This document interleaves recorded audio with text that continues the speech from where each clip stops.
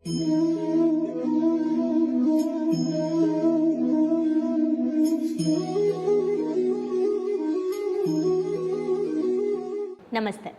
ಆಸೆ ಪಡು ಸಾಧಿಸು ಈ ಪುಸ್ತಕದಿಂದ ನಮ್ಮ ಮುಂದಿನ ಚಾಪ್ಟರ್ನ ಹೆಸರು ಕೊಡುವಿಕೆ ಮತ್ತು ಪಡೆಯುವಿಕೆ.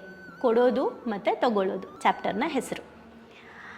ಇಲ್ಲಿ ಈಶಾ ಅನ್ನೋ ಒಂದು ಫೌಂಡೇಶನ್, ಎಲ್ರಿಗೂ ಗೊತ್ತಿರ್ಬೋದು, ಈಶಾ ಅಂತ ಒಂದು ಪ್ಲೇಸ್ ಇದೆ, ಒಂದು ಯೋಗ ಸಂಸ್ಥೆ ಇದು. ಓಕೆ, ಸೊ ಇದನ್ನು ಗ್ರಾಮೀಣ ಪ್ರದೇಶಗಳಲ್ಲೂ ಕೂಡ ನಿರ್ಮಾಣ ಮಾಡಬೇಕು ಅನ್ನೋ ಒಂದು ಯೋಜನೆ ಅಡಿಯಲ್ಲಿ ಹಳ್ಳಿಗೂ ಯೋಗ ಈಶಾ ಫೌಂಡೇಶನ್ನಿಂದ ಹೋದಾಗ ಅಲ್ಲಿ ಒಬ್ಬ ಯುವಕ ಸದ್ಗುರು ಅವ್ರಿಗೆ ಒಂದು ಪ್ರಶ್ನೆ ಕೇಳಿದ್ರಂತೆ. ಅದು ಯಾವ ಪ್ರಶ್ನೆ ಅಂದರೆ, ನೀವು ಹಳ್ಳಿಗೂ ಬಂದು ಇದೆಲ್ಲ ಮಾಡ್ತಾ ಇದ್ದೀರಲ್ಲ, ಇದ್ರ ಹಿಂದೆ ಏನಾದರೂ ರಾಜಕೀಯ ದೃಷ್ಟಿ ಏನಾದರೂ ಇದೆಯಾ, ನೀವೇನಾದರೂ ಲಾಭ ಇಟ್ಕೊಂಡು ಮಾಡ್ತಾ ಇದ್ದೀರಾ ಅಂತ ಕೇಳಿದ್ರಂತೆ. ಆಗ ಸದ್ಗುರುಗೆ ದುಃಖನೂ ಆಯ್ತಂತೆ, ನಗುನೂ ಬಂತಂತೆ. ಆಗ ಅವ್ರು ಏನು ಆನ್ಸರ್ ಕೊಟ್ಟರು ಅಂದರೆ, ಮನೆಗೆ ಹೋಗ್ಬಿಟ್ಟು ನಿಮ್ಮ ತಾಯಿನ ಕೇಳು, ನೀನು ಹುಟ್ಟಿದಾಗ ನಿನಗೆ ನಿಮ್ಮ ತಾಯಿ ಹಾಲು ಕೊಡ್ತಾಯಿದ್ರು.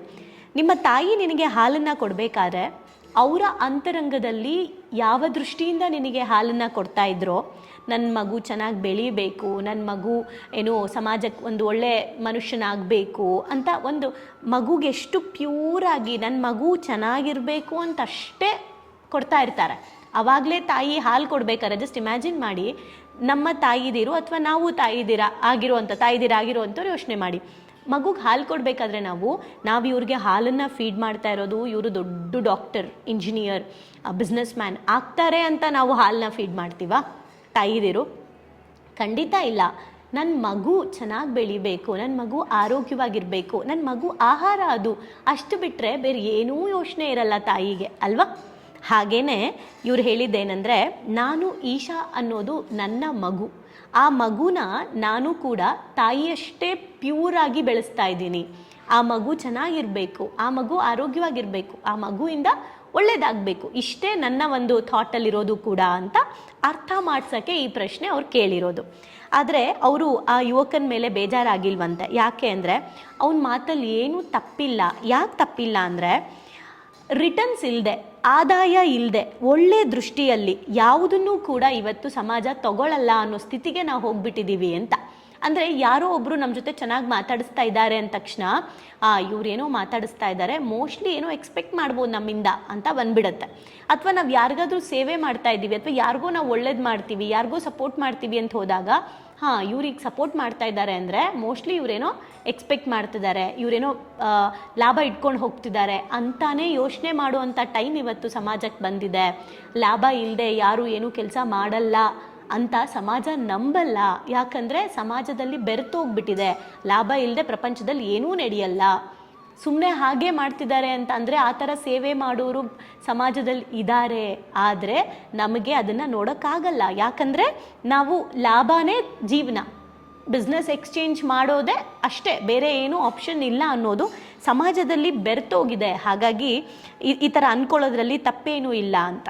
ಹಾಗೆ ಜೀವನವನ್ನು ನಾವು ಪ್ರತಿ ಕ್ಷಣ ಸಂಪೂರ್ಣವಾಗಿ ಅನುಭವಿಸ್ಬೇಕು ಅಂತ ಅಂದರೆ ನಾವು ಮಾಡಬೇಕಾಗಿರುವಂಥ ಸಿಂಪಲ್ ಕೆಲಸ ಏನಂದರೆ, ಪ್ರೀತಿನ ನಾವು ಎಲ್ಲರಿಗೂ ಹಂಚಬೇಕು ವಿತೌಟ್ ಎನಿ ಬಿಸ್ನೆಸ್ ಎಕ್ಸ್ಪೆಕ್ಟೇಷನ್. ಅಂದರೆ ಈಗ ಫಾರ್ ಎಕ್ಸಾಂಪಲ್, ನಮ್ಮ ಪಕ್ಕದ ಮನೆಯವರು ಹುಷಾರಿರಲ್ಲ, ಎಕ್ಸಾಂಪಲ್, ಅವ್ರ ಮನೇಲಿ ಯಾರೂ ಇರಲ್ಲ, ನಾವು ಅವ್ರನ್ನ ಹಾಸ್ಪಿಟಲಿಗೆ ಕರ್ಕೊಂಡು ಹೋಗೋದಾಗಿರ್ಬೋದು, ಆ ಥರದ್ದೇನೋ ಒಂದು ಸಹಕಾರ ಮಾಡಬೇಕು. ನಾವು ನಮಗೇನಾದರೂ ಆದಾಗ ಪಕ್ಕದ ಮನೆಯವ್ರು ಹೆಲ್ಪ್ ಮಾಡ್ತಾರೆ, ಅದಕ್ಕೆ ನಾನು ಮಾಡೋಣ ಅಂತ ಮಾಡಿದ್ರೆ ಅದು ಬಿಸ್ನೆಸ್ ಎಕ್ಸ್ಚೇಂಜ್ ಆಗುತ್ತೆ. ಯಾವುದಾದ್ರೂ ಒಂದು ಕೆಲಸನ ನೀವು ಏನೂ ನಿರೀಕ್ಷೆ ಮಾಡದೆ ಪ್ರೀತಿಯಿಂದ ಮಾಡಿ ನೋಡಿ, ಆಗ ನಿಮಗೆ ನಿಮ್ಮ ಮೇಲೆ ಗೌರವ ಜಾಸ್ತಿ ಆಗುತ್ತೆ. ಕೊಡೋದು ತೆಗೆದುಕೊಳ್ಳೋದು ಅನ್ನೋ ಕ್ರಿಯೆಗೆ ಮಾತ್ರ ನೀವು ಸೀಮಿತ ಆಗಿದ್ದರೆ ನೆಮ್ಮದಿ ನಿಮ್ಮಿಂದ ನಿಧಾನವಾಗಿ ದೂರ ಹೋಗುತ್ತೆ ಅಂತ ಹೇಳ್ತಿದ್ದಾರೆ. ಅಂದರೆ ಎಲ್ಲದರಲ್ಲೂ ಆದಾಯನ ಮಾತ್ರ ಹುಡುಕ್ತಾ ಹೊರಟ್ರೆ ನಮ್ಮ ಮನಸ್ಸಲ್ಲಿ ರಾಕ್ಷಸ ಬಂದು ನೆಲೆಸ್ತಾನಂತೆ, ರಾಕ್ಷಸ ಗುಣಗಳು ನಮ್ಮೊಳಗಡೆ ಬಂದು ನೆಲೆಸತ್ತಂತೆ. ಅದಕ್ಕೊಂದು ಸ್ಟೋರಿ ಹೇಳಿದ್ದಾರೆ. ಚರ್ಚಲ್ಲಿ ಒಂದು ಸಭೆಯಲ್ಲಿ ಪ್ರೀತಿಯ ಮಹತ್ವದ ಬಗ್ಗೆ ಬೋಧನೆ ಮಾಡ್ತಾ ಇದ್ರಂತೆ ಒಬ್ಬರು ಪಾದ್ರಿಗಳು. Okay, father. ಅವ್ರು ಮಾಡಬೇಕಾದ್ರೆ ದಾರಿಲಿ ಪ್ರೀತಿ ಅಂದರೆ ಏನು, ಪ್ರೀತಿ ಜಗತ್ತಿಗೆ ಎಷ್ಟು ಇಂಪಾರ್ಟೆಂಟ್, ಎಂಥವ್ರಿಗಾದ್ರೂ ನಾವು ಪ್ರೀತಿ ತೋರಿಸ್ಬೇಕು ಅಂತ ಇವರು ಪಾಠ ಮಾಡ್ತಾ ಇದ್ರಂತೆ. ಒಂದಿನ ರೋಡಲ್ಲಿ ನೆಡ್ಕೊಂಡು ಹೋಗಬೇಕಾದ್ರೆ ಒಬ್ಬ ವ್ಯಕ್ತಿ ತುಂಬಾ ರಕ್ತ ಎಲ್ಲ ಬಂದು ನರಳಾಡ್ತಾ ಇದ್ನಂತೆ. ಅವನ್ನ ನೋಡಿಬಿಟ್ಟು ಕಾಪಾಡೋಕ್ಕೆ, ಪ್ರಾಣ ಉಳಿಸ್ಬೇಕು ಅಂತ ಹೋದಾಗ, ಅವ್ರು ಪ್ರಾಣ ಉಳಿಸೋಕ್ಕೆ ಅಂತ ಹಿಂಗೆ ಹೋದಾಗ ಅವ್ರು ಕೇಳಿದ್ರಂತೆ, ಯಾರು ನೀನು ಅಂತ. ಅವ್ರು ಹೇಳಿದ್ರಂತೆ, ಆ ವ್ಯಕ್ತಿ ಹೇಳಿದ್ರಂತೆ, ನಾನು ರಾಕ್ಷಸ ಅಂತ, ನಾನು ಸೈತಾನ್ ಅಂತ. ಸೊ ರಾಕ್ಷಸ ಅಂತ ಹೇಳ್ತಿದ್ದಂಗೆ ಅವ್ರನ್ನಲ್ಲೇ ಬಿಟ್ಬಿಟ್ಟು, ನಿನ್ನನ್ನು ನಾನು ಕಾಪಾಡಬೇಕಾ, ನಾನು ನಿನ್ನನ್ನು ಕಾಪಾಡಲ್ಲ, ಶತ್ರುಗಳನ್ನು ಪ್ರೀತಿಸು ಅಂತ ನಾನು ಏನು ಶತ್ರುಗಳನ್ನು ಪ್ರೀತಿಸು ಅಂತ ಯೇಸು ಹೇಳಿರ್ಬೋದು, ಬೈಬಲಲ್ಲಿ ಇರ್ಬೋದು, ಹಾಗಂತ ನಾನು ಮಾಡೋಕ್ಕಾಗತ್ತಾ ಅಂತ ಹೇಳಿದ್ರಂತೆ. ಆಗ ನೀವು ಮತ್ತೆ ಬೈಬಲ್ ಓದ್ತೀರಾ, ಈ ಥರ ನೀವು ಮಾಡಿದ್ರೆ ಹೇಗೆ ಅಂತ ಕೇಳಿದ್ರಂತೆ ಯಾರು, ಸೈತಾನ್. ಆಗ ಅವ್ರು ಹೇಳಿದ್ರಂತೆ, ಇಲ್ಲ ಇಲ್ಲ, ನಿನ್ನನ್ನಂತೂ ನಾನು ಕಾಪಾಡೋಕ್ಕಾಗಲ್ಲ ಅಂತ. ಆಗ ರಾಕ್ಷಸ ಸೈತಾನ್ ಹೇಳಿದ್ರಂತೆ, ಏನಂತ ಗೊತ್ತಾ, ಸರಿ ಆಯಿತು, ನೀವು ಇವತ್ತೇನಾದ್ರು ನನ್ನ ಬಿಟ್ಟು ಹೋಗ್ಬಿಟ್ರೆ, ನೀವು ನನ್ನನ್ನು ನೋಡು ಬಿಟ್ಟು ಹೋಗಿದ್ರೆ ಏನಾಗುತ್ತೆ, ಏನು ಸ್ಪ್ರೆಡ್ ಆಗುತ್ತೆ ಅಂದರೆ, ನಾನು ಏನು ಸ್ಪ್ರೆಡ್ ಮಾಡ್ತೀನಿ ಅಂದರೆ, ಇವರು ಪ್ರೀತಿ ಬಗ್ಗೆ ಮಾತಾಡ್ತಾರೆ ಆದರೆ ಇವ್ರು ಹಂಗಿಲ್ಲ ಅನ್ನೋದನ್ನು ನಾನು ಪ್ರಚಾರ ಮಾಡ್ತೀನಿ ಅಂತ ಹೇಳ್ತಾರಂತೆ. ಆಗ ನಿಮ್ಮ ದೇವಸ್ಥಾನಕ್ಕೆ ಯಾರೂ ಬರಲ್ಲ, ಅವಾಗ ಏನು ಮಾಡ್ತೀರಾ ಅಂತ, ನಿಮ್ಮ ದೇವಸ್ಥಾನಕ್ಕೆ ಯಾರೂ ಬರಲ್ಲ, ನಿಮ್ಮ ಅಸ್ತಿತ್ವ ನಿಂತೋಗುತ್ತೆ ಅಂತ ರಾಕ್ಷಸ ಹೇಳ್ತಾರಂತೆ. ಹಂಗೆ ಹೇಳ್ತಾ ಇದ್ದಂಗೆ ಇಮಿಡಿಯೇಟಾಗಿ ಫಾದರು ಟ್ರೀಟ್ಮೆಂಟ್ಗೆ ಕರ್ಕೊಂಡು ಹೋಗ್ಬಿಡ್ತಾರಂತೆ. ಮುಟ್ಟಲ್ಲ ಅಂದವರು ಕೂಡ ಮುಟ್ಬಿಟ್ಟು ಟ್ರೀಟ್ಮೆಂಟ್ಗೆ ಕರ್ಕೊಂಡು ಹೋಗ್ತಾರಂತೆ. ಇಲ್ಲಿ ಆ ರಾಕ್ಷಸ ಮಾಡಿದ್ದೇನು ಗೊತ್ತಾ, ರಾಕ್ಷಸನಿಗೂ ಗೊತ್ತು ಮನುಷ್ಯ ಲಾಭ ಎಕ್ಸ್ಪೆಕ್ಟ್ ಮಾಡ್ತಾನೆ, ಏನಾದರೂ ಅವನಿಗೆ ಲಾಭ ಮಿಸ್ ಆಗುತ್ತೆ ಅಂತಂದರೆ ಏನನ್ನಾದರೂ ಮಾಡ್ತಾನೆ. ಅಂದರೆ ಬಿಸ್ನೆಸ್ ಬಗ್ಗೆ ರಾಕ್ಷಸನಿಗೂ ಗೊತ್ತಿದೆ, ಕೊಡುವ ಮತ್ತು ತೆಗೆದುಕೊಳ್ಳುವುದು ಒಂದು ವ್ಯಾಪಾರ ತಂತ್ರ ರಾಕ್ಷಸ ಚೆನ್ನಾಗಿ ಯೂಸ್ ಮಾಡ್ದ. ಅಂದರೆ ನೀವಿವತ್ತು ನಂಗೆ ಟ್ರೀಟ್ ಮಾಡಲಿಲ್ಲ ಅಂದರೆ ನಿಮ್ಮ ದೇವಸ್ಥಾನಕ್ಕೆ ಯಾರೂ ಬರಲ್ಲ, ನಿಮ್ಮ ಅಸ್ತಿತ್ವ ಇರಲ್ಲ. ಏನು ಮಾಡ್ತೀರಾ ಅಂದ ತಕ್ಷಣ, ಅಯ್ಯೋ ನಮ್ಮದು ಬಿದ್ದೋಗ್ಬಿಟ್ರೆ, ಯಾರು ಬರದೇ ಹೋದರೆ ಅಂದ್ಬಿಟ್ಟು ಅವರು ಟ್ರೀಟ್ಮೆಂಟ್ ಕೊಟ್ಟರು. ಅಲ್ಲೂ ಏನು ಎಕ್ಸ್ಚೇಂಜ್ ಆಯಿತು, ಬಿಸ್ನೆಸ್ ಎಕ್ಸ್ಚೇಂಜ್ ಆಯಿತು. ಸೊ ಹಾಗೆ ರೆಡಿ ಆಗಿಬಿಟ್ಟಿದೆ ಇವತ್ತು ನಮ್ಮ ಪ್ರಪಂಚ ಅನ್ನೋದನ್ನು ಇಲ್ಲಿ ಹೇಳ್ತಾ ಇರೋದು. ನಾವು ಕೂಡ ಬರೀ ಕೊಡೋದು ತೆಗೆದುಕೊಳ್ಳೋದು ಇಷ್ಟರಲ್ಲೇ ಇದ್ದರೆ ನಮ್ಮ ಮನಸ್ಸು ಕೂಡ ರಾಕ್ಷಸನ ಕೈಗೆ ಒಪ್ಪಿಸ್ಬಿಡ್ಬೇಕಾಗುತ್ತೆ. ಅವನು ಚೆನ್ನಾಗಿ ನಮ್ಮನ್ನು ಆಟ ಆಡಿಸ್ತಾನೆ, ನರಕದಲ್ಲಿ ಹೋರಾಟ ಮಾಡಬೇಕಾಗುತ್ತೆ ಅಂತ ಹೇಳ್ತಾ ಇದ್ದಾರೆ. ಅದಕ್ಕೆ ಇನ್ನೊಂದು ಉದಾಹರಣೆ ಕೊಟ್ಟಿದ್ದಾರೆ. ನಾವು ಬರೀ ಬಿಸ್ನೆಸ್ ಅಂತಲೇ ಹೋಗ್ಬಿಟ್ರೆ ಏನಾಗ್ಬೋದು ನಮ್ಮ ಲೈಫು ಅಂತ. ಒಬ್ಬ ವ್ಯಕ್ತಿ ಧಾನ್ಯಗಳನ್ನೆಲ್ಲ ಒಂದು ಕಡೆ ಸ್ಟೋರ್ ಮಾಡಿದ್ರಂತೆ. ಆ ಒಂದು ಉಗ್ರಾಣಕ್ಕೆ, ಆ ಒಂದು ಪ್ಲೇಸ್ಗೆ, ಗೋಡನ್ಗೆ ಬೆಂಕಿ ಬಿದ್ದುಬಿಡ್ತಂತೆ, ಎಲ್ಲ ಧಾನ್ಯಗಳು ಸುಟ್ಟೋಯ್ತಂತೆ. ಈ ದುಃಖನ ತಡ್ಕೊಳಕ್ಕಾಗದೆ ಆ ವ್ಯಕ್ತಿ ಬಾರ್ಗೋಗಿ ಕುಡಿಯೋಕ್ಕೆ ಶುರು ಮಾಡಿದ್ನಂತೆ. ಆವಾಗ ಅವ್ರ ಹೆಂಡತಿ ಕೋಪದಿಂದ ಇನ್ಶೂರೆನ್ಸ್ ಕಂಪ್ನಿಗೆ ಹೋಗ್ಬಿಟ್ಟು, ನಾವು ಇದಕ್ಕೆ ಇನ್ಶೂರೆನ್ಸ್ ಮಾಡಿಸಿದ್ದೀವಿ, ನಮಗೆಲ್ಲ ದುಡ್ಡು ಕೊಡಿ ಇದ್ರದ್ದು ಅಂತ ಕೇಳಿದ್ರಂತೆ. ಆಗ ಇನ್ಶೂರೆನ್ಸ್ ಕಂಪ್ನಿಯವ್ರು ಹೇಳಿದ್ರಂತೆ, ನೀವು ಎಷ್ಟಕ್ಕೆ ಇನ್ಶೂರೆನ್ಸ್ ಮಾಡಿಸಿದ್ದೀರಾ ಅದೆಲ್ಲ ಇಂಪಾರ್ಟೆಂಟು, ಈಗ ನಿಮ್ಮ ಉಗ್ರಾಣದ ಅಂದರೆ ನಿಮ್ಮ ಗೋಡನ್ದು ಏನು ಸುಟ್ಟೋಗಿದೆ ಅದರದ್ದು ವಾಸ್ತವ ಬೆಲೆ ಎಷ್ಟು ಅದನ್ನು ನಾವು ಕೊಡ್ತೀವಿ ಅಂತ ಹೇಳಿದ್ರಂತೆ. ಆಗ ಅವರ ಹೆಂಡತಿ ಕೋಪ ಬಂದುಬಿಟ್ಟು, ಹಾಗಾದ್ರೆ ಒಂದು ಕೆಲಸ ಮಾಡಿ, ಇದೇ ನಿಮ್ಮ ರೂಲ್ಸ್ ಆಗಿದ್ದರೆ ನನ್ನ ಗಂಡನ ಮೇಲೂ ನಾನು ಇನ್ಶೂರೆನ್ಸ್ ಕಟ್ತಾ ಇದ್ದೀನಿ, ಅದನ್ನು ಸ್ಟಾಪ್ ಮಾಡಿಬಿಡಿ ಅಂದ್ರಂತೆ. ಅದರ ಅರ್ಥ, ಇವತ್ತು ನನ್ನ ಗಂಡಂಗೆ ವ್ಯಾಲ್ಯೂ ಇದೆ, ಮುಂದೆ ನನ್ನ ಗಂಡಂಗೆ ವ್ಯಾಲ್ಯೂ ಇರಲ್ಲ. ಅಂದರೆ ದೈಹಿಕವಾಗಿರ್ಬೋದು, ಕಂಪ್ಲೀಟ್ ಅವರು ಹೊರಟೋಗ್ಬಿಡ್ತಾರೆ. ಅಂದರೆ ಹಾಗೆ ಇರಲ್ಲ, ಉತ್ಸಾಹ ಹಾಗೆ ಇರಲ್ಲ, ಫಿಸಿಕಲಿ ಮೆಂಟಲಿ ಎಲ್ಲ ಕೂಡ ವಯಸ್ಸಾಗ್ಬಿಡುತ್ತೆ. ನೀವು ಆವಾಗ ಇನ್ಶೂರೆನ್ಸ್ ಕೊಡಕ್ಕೆ ಬಂದುಬಿಟ್ಟು ಅವ್ರನ್ನ ನೀವು ಬೆಲೆ ಕಟ್ಟಕ್ಕೆ ಹೋದ್ರೆ ಏನೂ ಸಿಗಲ್ಲ ನನಗೆ, ಅದಕ್ಕೋಸ್ಕರ ಸುಮ್ಮನೆ ಇನ್ಶೂರೆನ್ಸೇ ಕಟ್ಟೋದು ಬೇಡ, ಸ್ಟಾಪ್ ಮಾಡಿಬಿಡಿ ಅಂತ ಹೇಳ್ತಾರಂತೆ. ಅಂದರೆ ನಾವು ಸಂಬಂಧಗಳು ಕೂಡ ಬಿಸ್ನೆಸ್ ಥರ ನೋಡಿಬಿಟ್ರೆ ಹಿಂಗಾಗುತ್ತೆ. ಎಲ್ಲದನ್ನೂ ಕೂಡ ನಾವು ಬಿಸ್ನೆಸ್ ಆಗಿ ನೋಡ್ಕೊಂಡ್ಬಿಟ್ರೆ, ಎಲ್ಲದಕ್ಕೂ ನಾವು ಬಿಸ್ನೆಸ್ ಸೆಟ್ ಮಾಡ್ಕೊಂಡ್ಬಿಟ್ರೆ ಸಂಬಂಧಗಳಿಗೆ ಬೆಲೆನೇ ಇರೋದಿಲ್ಲ, ಪ್ರೀತಿಗೆ ಬೆಲೆನೇ ಇರೋದಿಲ್ಲ, ಬರೀ ಎಕ್ಸ್ಚೇಂಜ್ ಆಗ್ತಾ ಇರುತ್ತಷ್ಟೇ. ನೀನು ನಂಗೆ ಕೊಡು, ನಾನು ನಿಂಗೆ ಕೊಡ್ತೀನಿ, ನೀನು ಎಷ್ಟು ಕೊಡ್ತೀಯಾ ನಾನು ಅಷ್ಟು ಕೊಡ್ತೀನಿ, ನೀನು ಏನು ಕೊಡ್ತೀಯಾ ನಾನು ಅದನ್ನು ಕೊಡ್ತೀನಿ, ಅಷ್ಟೇ. ಸೊ ಇಲ್ಲಿಗೆ ಬಂದುಬಿಟ್ರೆ ನಮ್ಮ ಸಾಮರ್ಥ್ಯ ನಾವು ಹಾಳು ಮಾಡ್ಕೊಳ್ತೀವಿ. ಇಲ್ಲಿ ಎಷ್ಟು ಚೆನ್ನಾಗಿ ಹೇಳ್ತಿದ್ದಾರೆ ಅಂದರೆ, ನಾನೇನೋ ಒಂದು ಲಾಭ ಮಾಡಬೇಕು ಅಂತ ಅಂದ್ಕೊಳ್ಳಿ, ನಾನೇನೋ ಒಂದು ಸಕ್ಸಸ್ ಆಗಬೇಕು, ನಾನೇನೋ ಒಂದು ಟಾರ್ಗೆಟ್ ಇಟ್ಕೊಂಡಿದ್ದೀನಿ.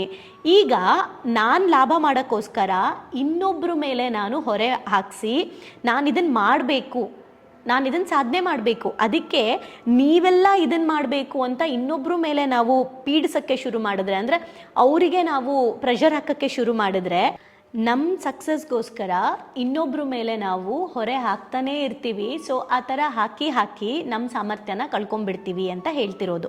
ಸೊ ಇಲ್ಲೇನೆಂದರೆ, ಇದನ್ನೆಲ್ಲ ಬಿಟ್ಬಿಟ್ಟು ನಮ್ಮ ಕೆಲಸನ ನಾವು ನಿರ್ವಹಿಸೋಣ, ಇದ್ರ ಮೇಲೆ ನಾವು ಆಸಕ್ತಿ ತಗೊಳ್ಳೋಣ.